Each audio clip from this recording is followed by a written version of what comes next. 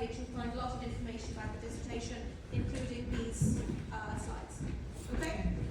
Okay, come on.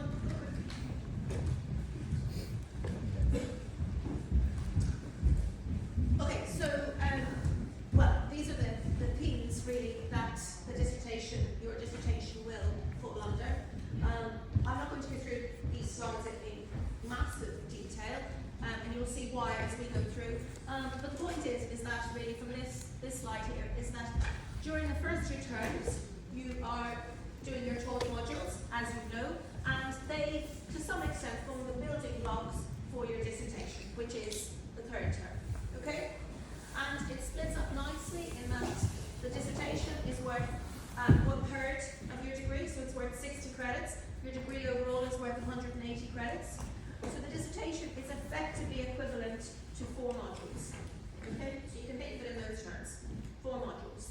Okay? And your dissertation is your work for term 3. Okay? So we've been through this induction session. This is new to you. You've completed term 1. You're well into your term 2 and well into your modules of term 2. And your summer term is your dissertation term. You focus on that.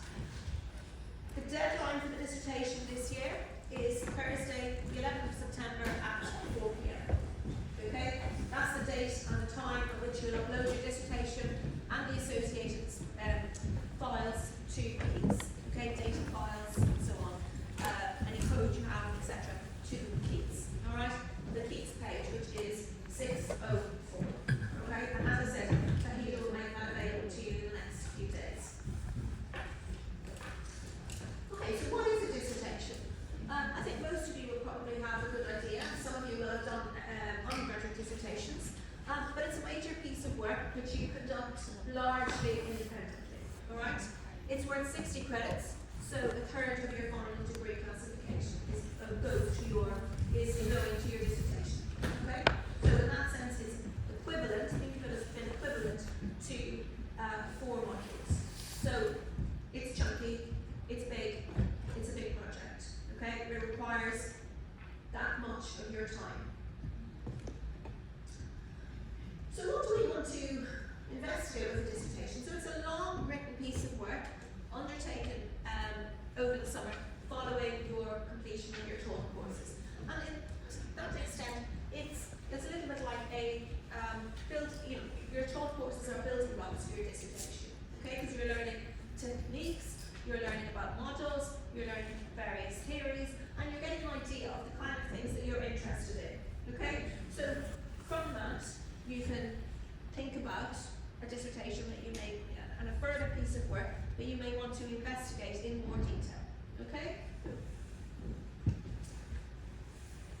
What does it do? It demonstrates the knowledge and skills developed during the course. So, in essence, it can show off what you have learned in the course. Okay?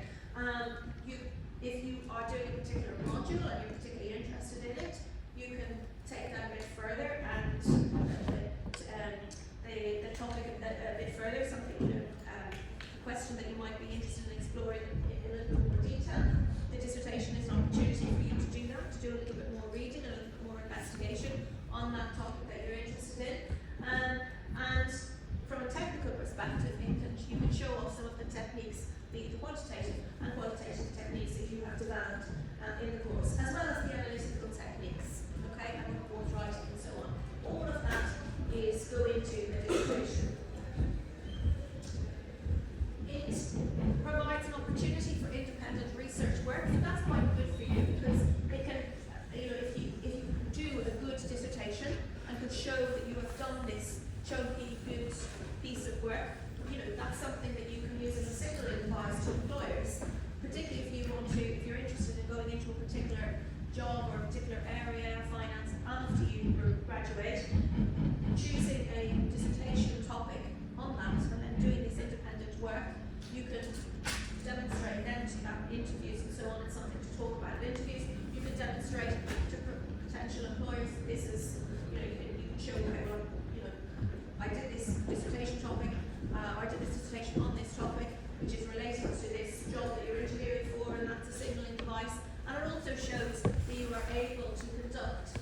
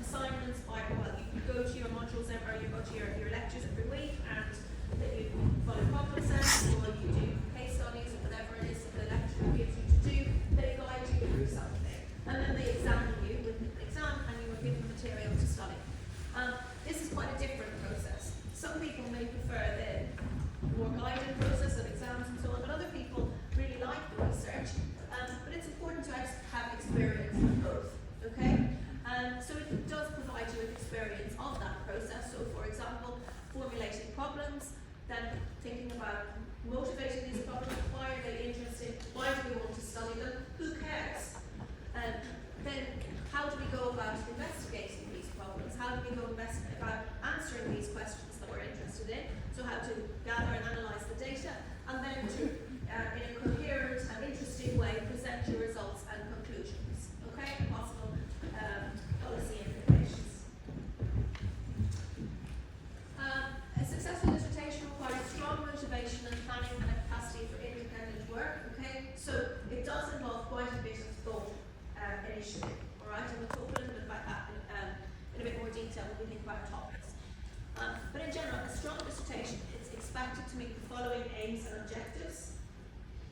You draw attention to a novel research topic, so you will be expected to have some novel aspects to your dissertation. So your dissertation will include some small, I would say, contribution on your part to the existing literature in that topic. Okay? The reason I say small is that you have 3 to 4 months to do your dissertation. Okay? Plus, you're inexperienced. You're not going to make a groundbreaking contribution in that time, even if you have a wealth of experience. It's just not possible. Okay? So, you are expected to look at the existing literature, recent and existing literature in your topic, and be able to identify a small gap in the literature that you can maybe fill. So, for example, you may want to, you may have a reason to look at a particular topic, but under a different time frame, okay? Or in a different country, for example, okay, or a different industry. And the important thing is to be able to motivate why you're looking at that particular, or motivate the novelty of your topic, okay, or of your particular area. Okay, that's important. But it doesn't have to be a groundbreaking contribution. Okay, we don't expect that because it's not possible, even for us, for most of us anyway. Alright? So you identify a small gap in the literature that you can address, and what's important is that you can motivate that. Why it's interesting, why do we care, why should we look at that particular question. And we do it in the context of the existing literature. Alright, so you look at the existing literature in your topic, see where the gap is, and look at what you're studying and what your contribution is relative to what's already been done in the literature. Okay? So it's through the academic literature. And typically, vast majority of students do an empirical analysis where they empirically analyse the key research questions. Okay? Some students do, say, theoretical models where empirical analysis is not needed. In that case, you might have a model where you are following another paper which has a similar model, and you change some key assumptions. Okay? And then you examine how those assumptions, or those changing assumptions, impact the conclusions that arise from the model. Okay? But the vast majority of students do an empirical analysis. Okay? So that would involve gathering data and thinking about the econometric techniques and tools you need to analyse the data to be able to interpret those results so that you can gain some conclusions. So the first stage is identifying your research topic, and that's really the main point of the information session today. So by the 2nd of April, I think it's at noon, I don't have it here, but I think it's noon. On the 2nd of April, you must submit your research topic to Keats, okay? So on the Keats page will be a submission point for your topic, and you must submit that topic. So it will be a question, you will give the question, state the question that you intend to look at, and a brief, maybe a few sentences giving a little bit more detail, okay, providing a bit more detail on that question that you're thinking about doing. A lot of the time, that question changes over time as you start to work more and more in your dissertation and as you start to have meetings with your supervisor. But at this stage, what we need to do is to have an idea of the topics or the kind of things that you want to investigate and that you want to spend your summer research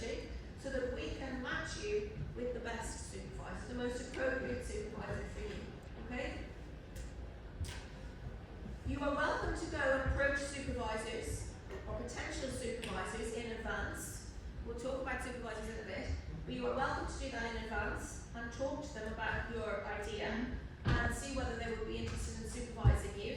If you do that, if you have a request for a particular supervisor or you have agreed,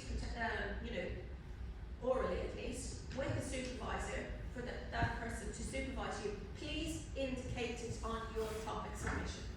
Okay? Because it's a big enough job for me to do to match you all, because I do the corporate finance students as well. There's a lot more of you than there are of us. Okay, so matching is a big job. So if you have agreed with a particular supervisor in advance, which is not necessary, you don't have to, but if you have agreed or you have a particular supervisor in mind that you would like to supervise you, please indicate that. Okay? So the main purpose of this topic submission is to help us match you with the most appropriate supervisor and vice versa. Okay? So between now and then you must start thinking about your dissertation topic, thinking about a question you might like to answer, and a sentence or two about that topic, about what you intend to do at this stage. It's not set in stone, don't worry, it can be changed and adapted as time goes on. However, it's not really, once you're matched with a supervisor, it's quite difficult to rejig all that. Okay, it's a little bit like turntable. It's a delicate process. There's a lot more of you than there are of us. Okay, so supervisors have different capacities for supervision and so on. So if you completely change your mind on the topic, and the supervisor that you are allocated to has very little experience or doesn't really know anything about your topic that you have changed to, that's not ideal. Okay, so bear that in mind. All right. Yes, there's flexibility on your topic, but there's not so much flexibility with the supervisor. So you want to make sure that your topic and your supervisor are somewhat aligned. Okay? So how do we find good research topics? So one way is to look, research topics that are current by reading the newspapers, the Financial Times, Wall Street Journal, etc. The Economist, looking at the media, seeing what's relevant, interesting at the moment. I think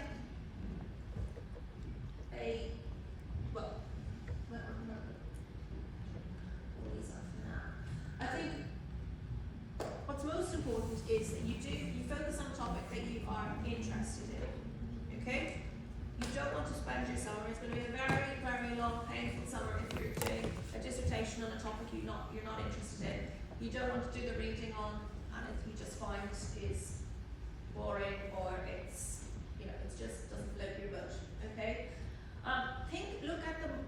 Think about the modules you are studying.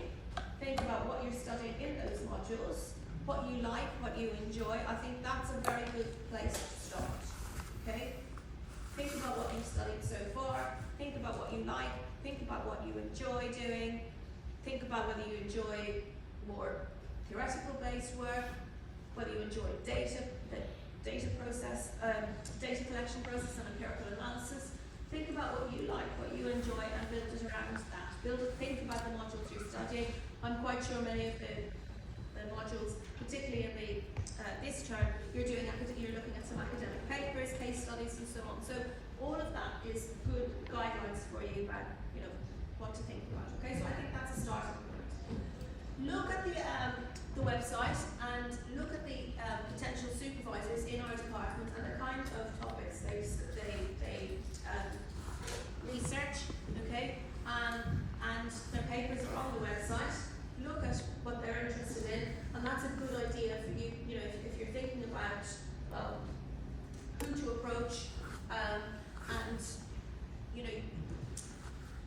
if you want a supervisor that is closely aligned, look at the research interests of our potential supervisors, so the members of our department, and look at the kind of topics that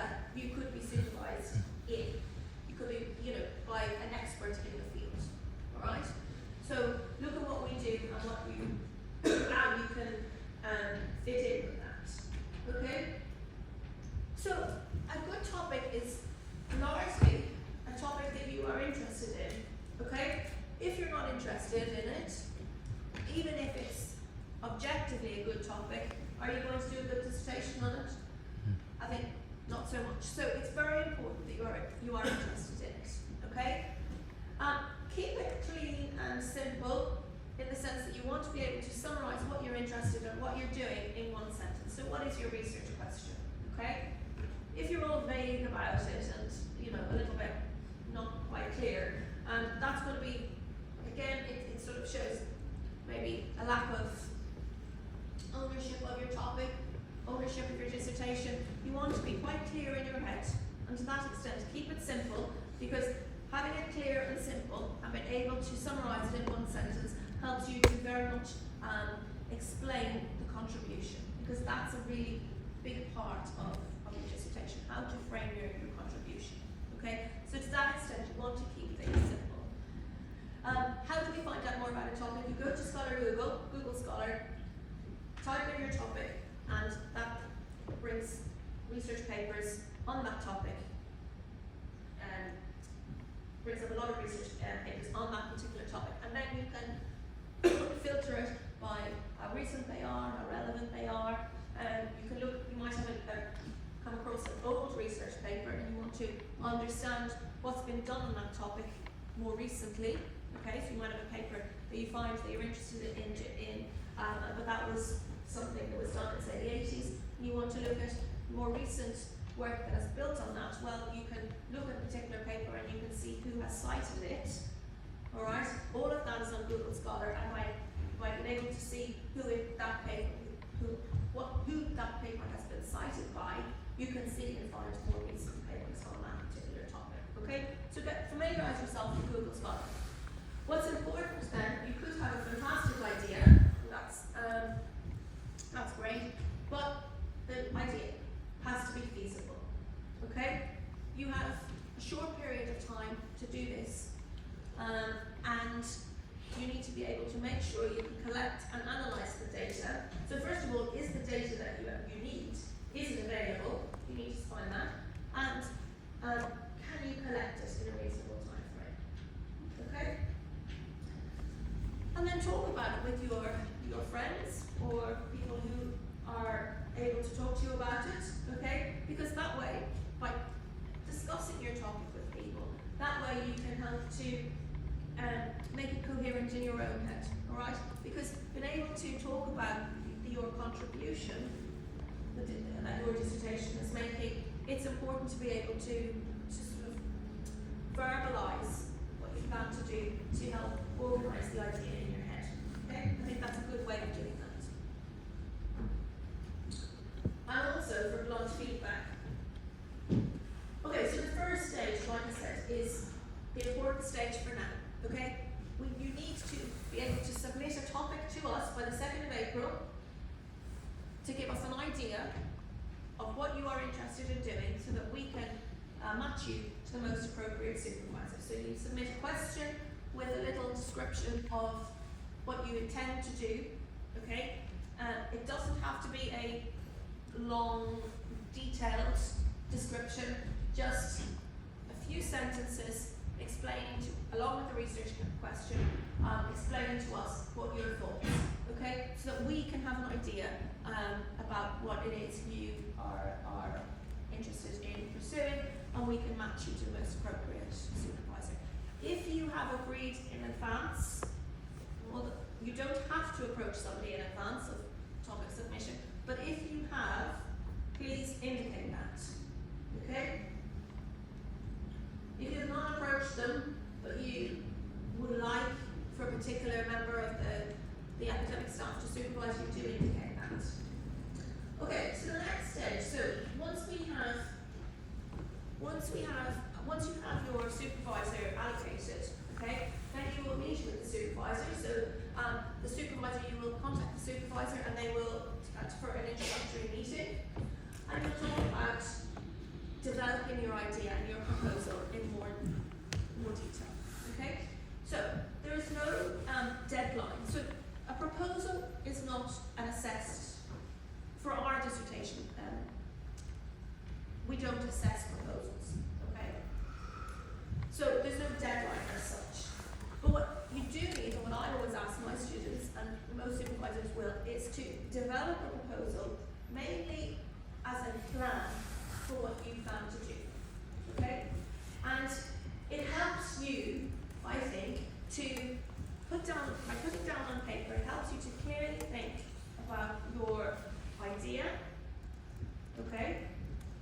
So it helps you to formulate your idea and how you can best go about answering the question that you are investigating. Okay? So think of it as being a plan. Think of it as being a plan for you. Right? This is for your benefit, not so much for us. Although it helps, I think, at the initial stages for the supervisor and the students to just kind of be on the same page. Okay? Because I think the early stages, what I find is that students find it quite difficult to be able to articulate what it is that they want to do. Okay? And bear in mind there's nearly 200 of you, there's 18 of us, and so you will be some supervisors. Some of you will be supervised by people who are very expert in your topic, but some people will not be supervised by people who are absolutely expert, because 18 of us are not expert in between us 200 topics. Okay? So to that extent, it's quite important that you are able to formulate that the supervisor can understand, as well as for yourselves to be able to understand and have a plan about how you go about the dissertation process. And then therefore you can go back to that plan, and it's like a sort of an outcome for you to follow. Okay? And if you have done that, that's going to be very helpful for you going forward. Okay? So that's the next stage that you need to do. Alright? Is to develop this proposal or plan. So it's thinking about what exactly you want to do. Why are you going to do it? So what? So you have a question, for example, do negative interest rates affect corporate investments and profitability? Okay? What's really important is, why are we looking at that? Why is it interesting? So framing your contribution. Why is that interesting? And what's new about what you are doing relative to what's been done in the existing literature? Okay? So you need to start reading, and this is what you need to do to come up with a topic in the first place. Reading the literature on the topic, okay? So using your Google Scholar, reading the literature, doing your Google search, reading the literature and seeing where there's maybe a gap in the literature that you can fill, okay? It doesn't have to be a massively new novel, earth-shattering contribution, but it does have to be something. So you need to be able to think about how you frame that. So all of that is part of your proposal, okay? So you need to be able to think about that first. What's your contribution? Why is it interesting? Then going about, how are we going to answer this question? How are we going to investigate it? Okay, thinking about what data you need to be able to collect. Is that data available? And then what techniques are you going to use to analyse the data? And then you will come to the writing up stage. But the proposal will be about looking at a topic, or coming up with a question, writing about why that question is interesting, and talking about how you're going to answer it. So what data do you need? How are you going to collect it? Where can you get it? What do you need, and where are you going to get it from? And then how are you going to analyse it? Okay? For most people this is not relevant, but some people do some surveys. Okay? So they have a questionnaire, they go out and they collect data, that primary data. If you are doing that, alright, you need to be able to get approval. If that's the case, talk to your supervisor and talk to Tahita about how to go about that. Okay, so please do that. But most of the time people are getting secondary data, which is data that's already been collected and is out there. Okay, so you go about gathering your data. You have a review of the literature and have a clear understanding of what you are doing in relation to the literature. Okay, so where does your topic fit in? What are you doing that's new in the context of the literature that exists? Then you do your data analysis. Okay, when you think about the data you need to gather, where you're going to gather it from, the methodology you're going to use. But all of this, you should be, how do we do this?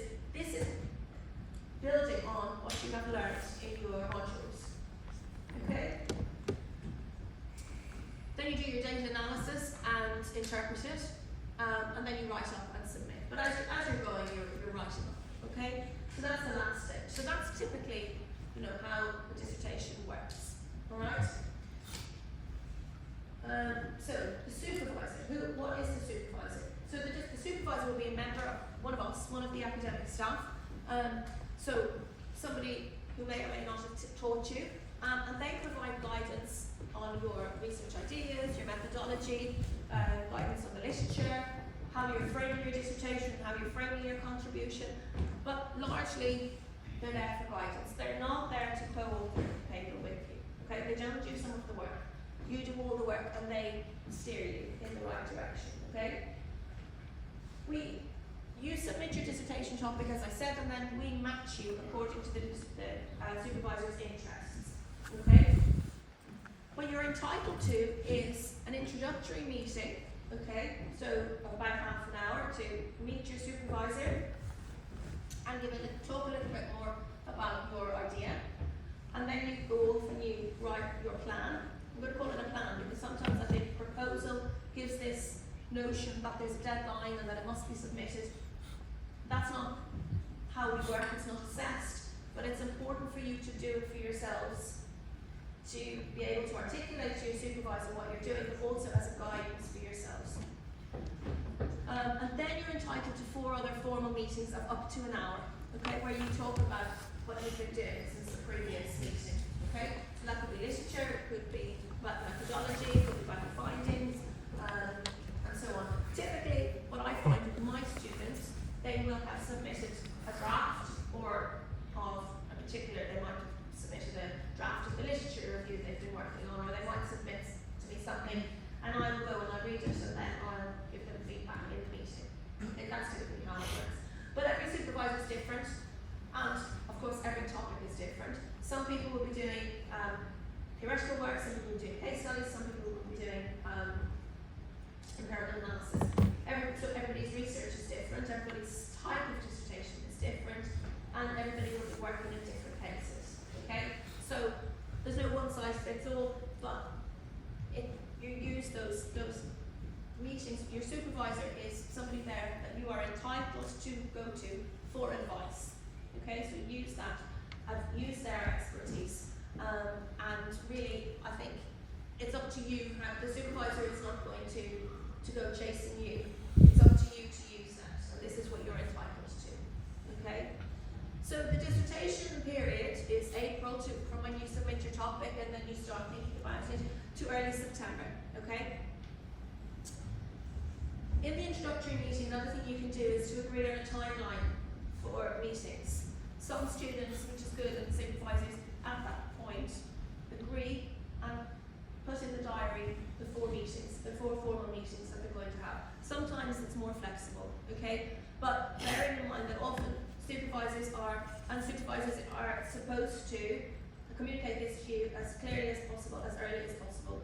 Supervisors go on leave in the summer, they have their holidays like anybody else.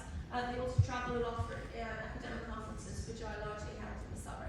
Okay, so do speak to your supervisor about putting in meetings. Okay, bearing in mind that most supervisors tend to take quite a bit of time off in August.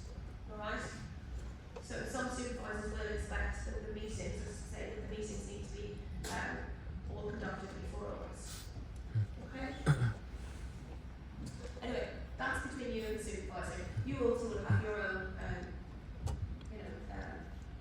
restrictions on your time and commitments and so on. You go on your own holidays and you may do internships and so on. If that's the case and you're doing internships or you work certain days in the week or you can only meet at different, communicate all this to your supervisor and just agree on that.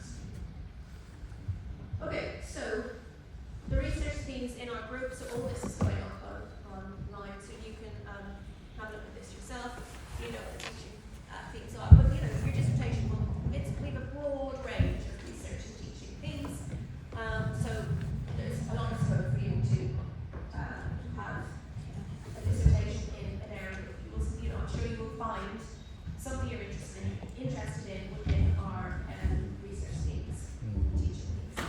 So these are our faculty, and these are the members of our faculty who, this is that, well, they're in a nutshell, the main area of interest. These are going to be available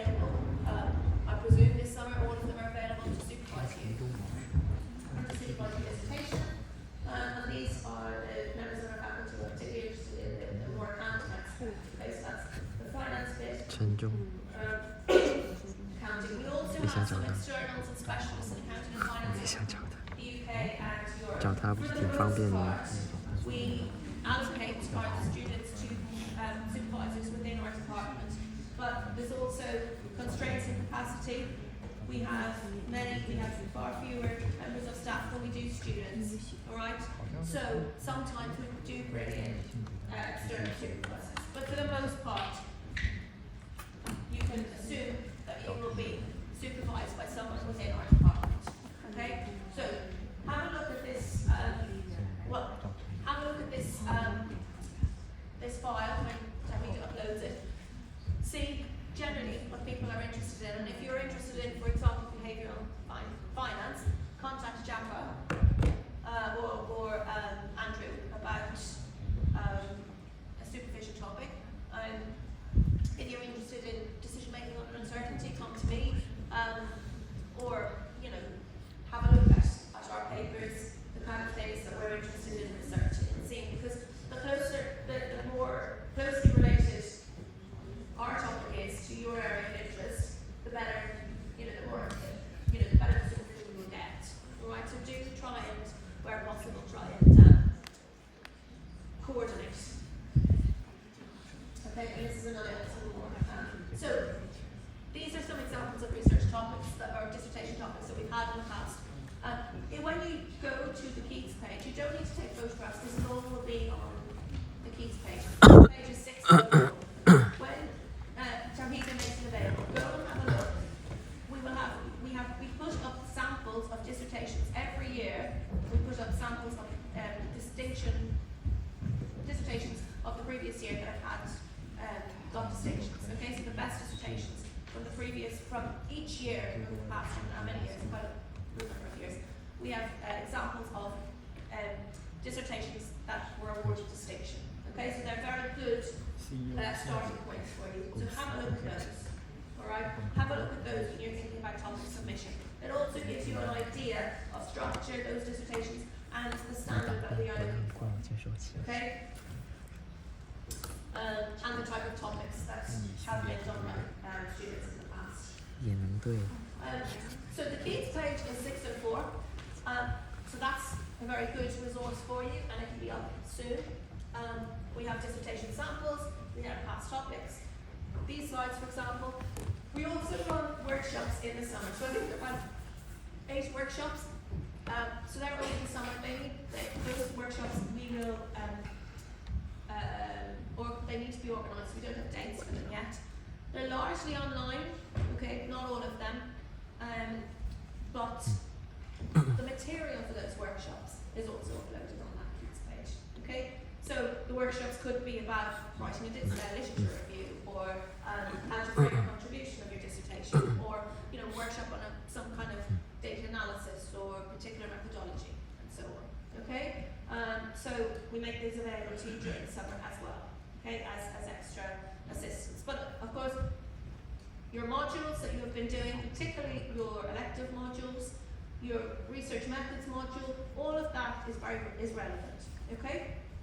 We don't do a dissertation at the beginning, we do it at the end, because the idea is that you will have been learning about techniques, methodologies, and so on in your taught modules, and then you use what you have learned, those skills, to write your dissertation.